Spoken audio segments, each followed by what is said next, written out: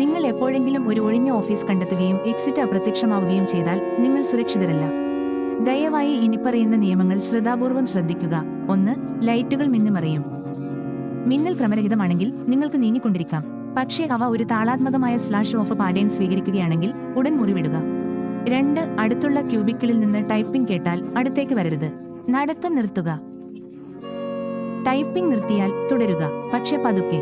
അത് വീണ്ടും വേഗത്തിൽ ആരംഭിക്കുകയാണെങ്കിൽ 3. പ്രവർത്തിപ്പിക്കുക. എപ്പോഴെങ്കിലും ഒരു പ്രിന്റർ സജീവമാക്കി നിങ്ങളുടെ ശ്രദ്ധയ്ക്കായി അടയാളപ്പെടുത്തിയ ഒരു നീണ്ട പ്രമാണം അച്ചടിച്ചേക്കാം. വായിക്കാതെ അത് കീറിമുറിക്കുക.